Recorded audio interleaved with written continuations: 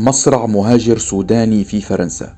لقي مهاجر سوداني مصرعه صباح أمس الأربعاء في كاليه شمال فرنسا أثناء محاولته الذهاب إلى بريطانيا.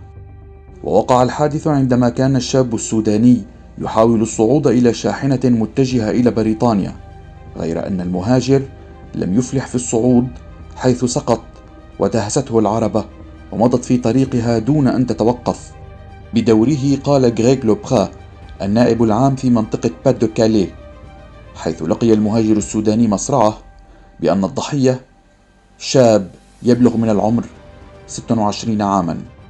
وتجدر الإشارة إلى أن مهاجرا آخرا كان قد لقي مصرعه بذات الطريقة في 10 من شهر أيار مايو الماضي عقب دهسه من قبل شاحنة على الطريق الدائري لمدينة كاليه شمال البلاد.